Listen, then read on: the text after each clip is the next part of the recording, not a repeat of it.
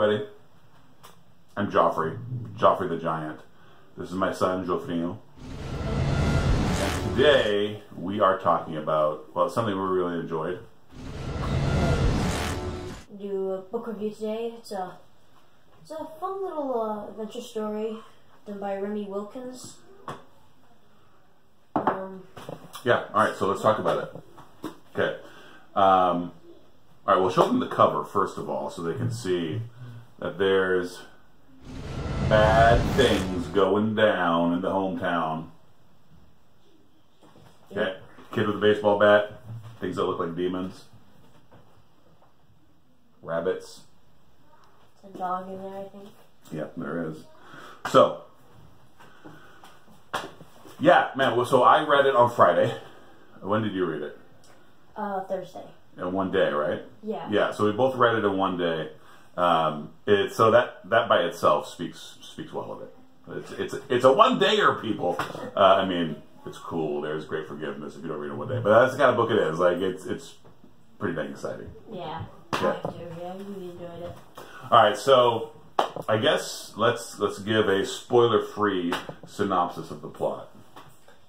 Okay, well, let's just start with this. It's about a boy whose mom and dad just got divorced, so they live in different cities, and then his mom wants to go start a new life, so has to stay with his crazy old uncle who he hates. And then he starts noticing some strange going downs around this place. So some weird things start to happen. Okay.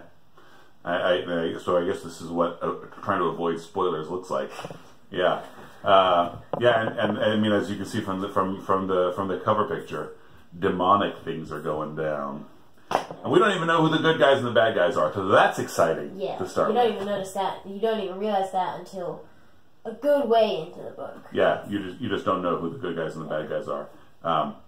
So that, that's actually really well done. Talk about the chapter titles.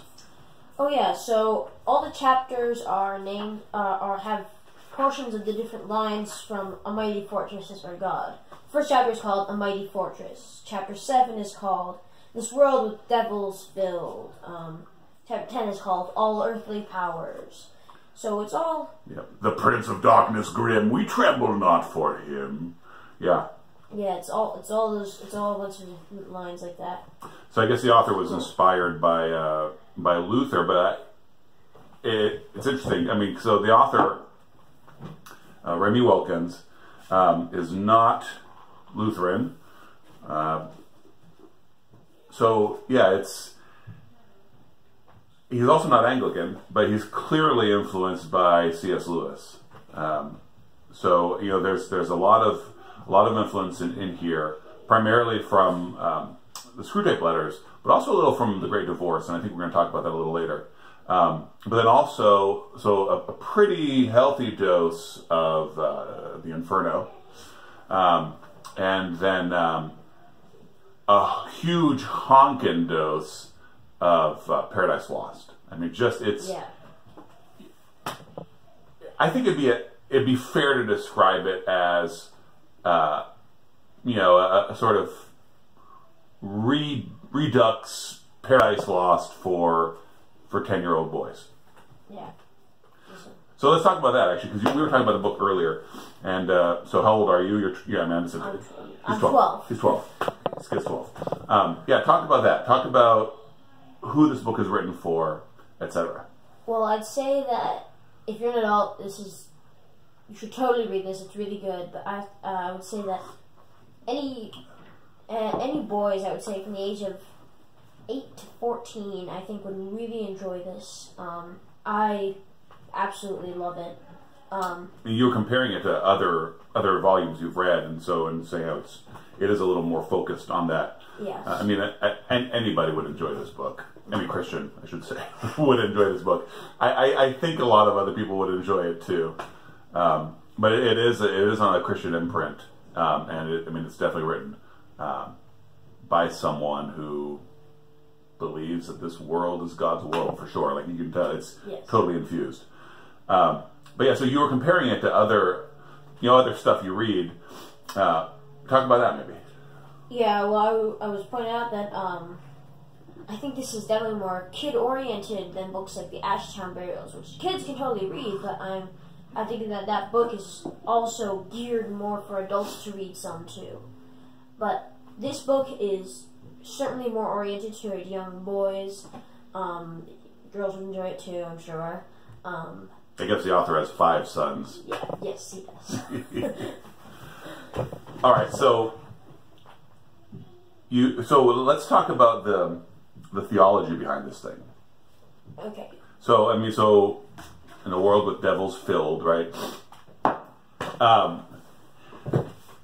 One of the characters, and this is a spoiler, but it happens relatively early in the book. One of the characters is a converted demon, right? So he starts the story as a demon, and then he becomes subject to the name, right? Yeah, so that's just one of the many things that is theologically fascinating about this book. That demons can be redeemed. Right. There's even a little a little extra little forward after the book about talking about. So a forward at the end. Sorry, an afterward. Anywho. There's a little afterward about talking about how he thinks that demons can indeed be redeemed. Did he say that? I guess he did. I guess he said what his preferred option was. Yeah, but he was talking about what it would mean, right? If demons could be redeemed, and the 3, I guess the 3 possibilities that this event in the story raises for theological ponderation. But yeah, let's not just talk about that event, but the whole world that gets set up in the story with the thunder snake, right, and the warrior of light, and the plans that the demons have. There is a prince of darkness, Grim, who makes an appearance. What does all this mean? What kind of context is this coming out of? What is it saying about the world? So even if the world were not like this, what would someone writing these things be saying about the world? Well, I would think that they definitely believe that there are these demons, these angels, or whatnot in this world, and that he thinks that they are interacting with us to some extent. They're sort of in the book. There's some of the little demons are called tempters, and they're like the evil little voice in your head that's always trying to get you to do bad things. So I think that was very interesting that he thinks that there are those little demons in your head or whatever that are trying to get you to do. Well, he doesn't necessarily think that. He's writing it, but yeah. It reveals a view of the world and of what I think reality is like. And I think at the most fundamental level that there is a battle, a real personal battle between evil and good, between darkness and light. That it's not just some theoretical thing, not just some intellectual thing, but that it's a deep, profound, roots of the earth sort of thing. You could have fossils or eroded monuments of past battles on the earth because this fight has been going on for so long, and we're in it. One of the most important things I think about this book, you just go. I think of The Hobbit, right? The most, I think, important element of a good story is that the character be ordinary, right? And this boy is very ordinary, and it's not. In this book, a really good job is done, because in some stories you have the character is ordinary and events are thrust upon him, and as Chesterton talks about how ordinariness is, the events are thrust upon him and he has to deal with it, and maybe he discovers greatness within himself, whatever, right? He's the anchor to the story.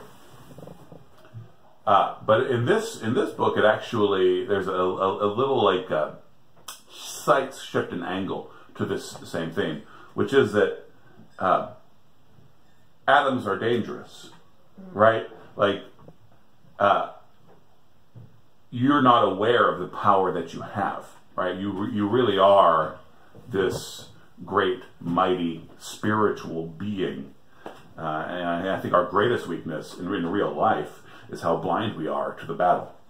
You know, how stuck we can get in routine instead of realizing that this everyday thing, this mortal flesh is what has been called upon to do battle, and that it must be the right thing to do this battle, right? Even though the flesh is weak, this has got to be the right thing. So, you know, there's, you know, in this book you see that, you know, these ordinary people do great cosmic battle, but it's not their ordinariness that makes them great, you know, because some stories do that. We see their ordinariness with new eyes and realize they've always been great. You know, they are these eternal, mighty beings, and they're just people. So that's my rant. It leaves you without any comment? Not really. Okay. All right. Well, I want to talk about something that comes up with the conversion of the demon and makes me think a little bit of the Great Divorce. The problem of evil and the difficulty that hell and damnation present to Christians, right? The theological difficulty that it is. And it's interesting, you know, there's actually a character who kind of right away is set up to represent justice. He's a very minor character, which is interesting in itself. And I hope there's a sequel. And that's one character I'd like to see developed. So this demon, it becomes subject to the name. He wants to find an angel so he can, you know, but there's no angels around. He wants to find an angel so he can know what to do, right? Because this boy who made him subject to the name, you know, semi-spoiler alert, this boy who made him subject to the name has no idea what he's doing. He doesn't know what the name is. But he's converted by a relatively simple process in the story. And you know, when you're in there in the story with the demons and the way they talk, the way they curse constantly, real curses like damnation, and Wilkins does a fabulous job of building the way they talk, especially like with the word envy, right? For them, envy is like glory. Like they'll say, "The envy is mine" for like a conquest or a defeated foe. Right. Or you acknowledge the greatness of another one, and so you say the envy is yours, as opposed to the glory. The angels have glory, and the devils have envy. Yeah, which is absolutely fascinating. And they say vengeance is mine casually, like to greet and to say goodbye. Vengeance is mine. Vengeance is mine, right? Everything is selfish. Envy, glory, everything focuses on the self. And they hate being in hell, right? Like in Paradise Lost. They just absolutely hate it. But there's a place they don't want to be, right, which is heaven. They do not want to be in heaven either. So, I mean, the whole point of the story is that, you know, the earth is in danger. But yeah, I mean, they don't want to be in heaven because they don't want to be with God, right? And that's something that comes up in the Great Divorce, is that people, you know, it's as problematic as Lewis's theology of hell might be. I mean, I think everyone's theology of hell has, you know, points of, you know, it's a difficult thing to grapple with. And I do think we can say, and you know, this book kind of opens the door to meditate about this, that those who are damned don't want to be with God, right? That is their will. Their will is to be their own kings. They do not want to be with God. As painful as it might be, as torturous as it might be to be damned, they do not want to be with God. And Lewis illustrates that in The Great Divorce by how easy it would be just to just to do it, just to repent and submit to the name, right? But this is not even a thing that occurs to these demons in Wilkins' book. But maybe it is that easy. Maybe it is that easy. And so the conversion of the demon kind of provokes some of those thoughts. But what about the pacing of the book? Well, I'd say it's very well paced. At the beginning, you get all like there's like a few little things you just like suddenly notice, and then like as it goes, like, a couple of those little things develop into things, and it's well paced because the action isn't just like bam, one chapter, all the action's in it, and it's just calm sailing through the rest of the book. It's just like this like slow climactic action, then you reach the apex of the book, and then it goes down a bit towards the end. Yeah, when you talk about the apex, I felt, and this is the biggest recommendation I can give for the book. When I was reading it yesterday, I was kind of giggling, and I told my wife, I was reading in bed, I feel like a kid again. So there's that. I mean, that's a pretty big deal. Because I was so excited. I was so excited that I could tell I was in the chapter that was like, you know, we're coming up to the fight. Yeah, there's lots of fighting, right? So the fight. I could tell, and I was getting giddy. I was excited. So kudos to the author, to Wilkins.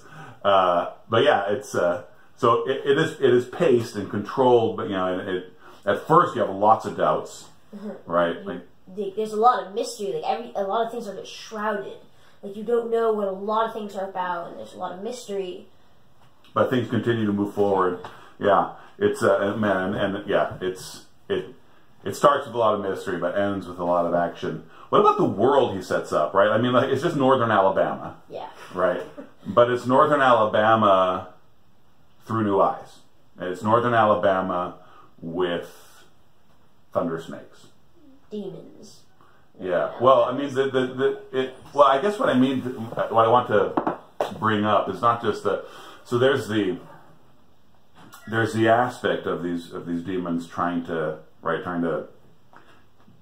leave hell and take earth, right? And then, you know, this boy is in the way. But there's like the mythology of the world, right? This world where there's a national park up the road with a thunder snake mound, but it's significant, right? It's not just some Indian story. It's the time when a dragon was thrown from heaven, right? Sorry, got cut off there. I think my video card's getting full. The angels are connected to stars.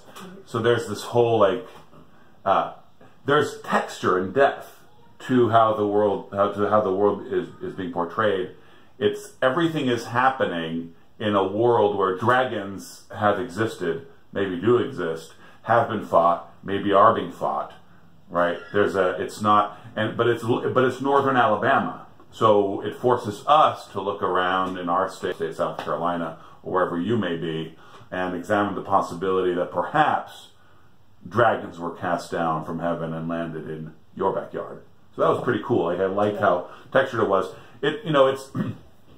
It's a book with that is relatively lightly written. You know, it is written for adventure and for boys, and definitely like it's you know, a tween sort of book. Okay, like it's not. But so having said that, so you know, it's easy to read, but it's textured.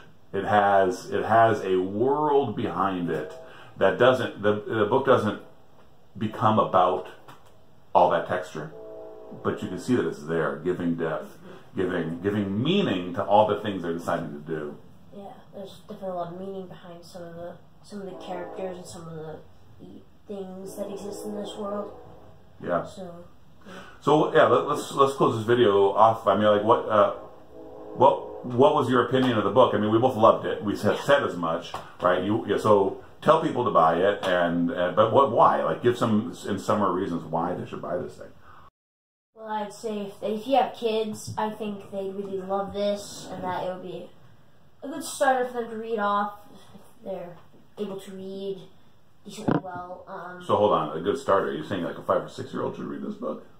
No, I mean to get into like the bigger books, like get into like not just I don't mean just like theological books or whatever, but I also mean like get into some more advanced fictional reading or whatnot. Okay. Some more advanced, even more theological reading.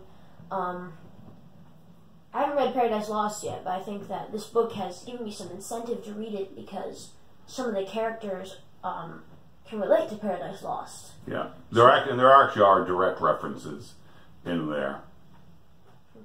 But I also think that anyone should read this book. It's really good. I personally loved it. Yeah. I think it was probably the best book I've read for several months. Oh yeah. Yeah. I found it really, really good. Cool. Yeah, we both got really excited about it. Yeah. And now, so my wife started reading it out loud to the kids, but we decided maybe not because we have a 4-year-old girl. It did get a little scary. Yeah. But yeah, the other boys are clamoring to read it. And actually, like doing this video, we had to go steal the book from them, and they were very upset. So I guess we should stop the video now and give them the book back. All right. See you guys. Christ be with you.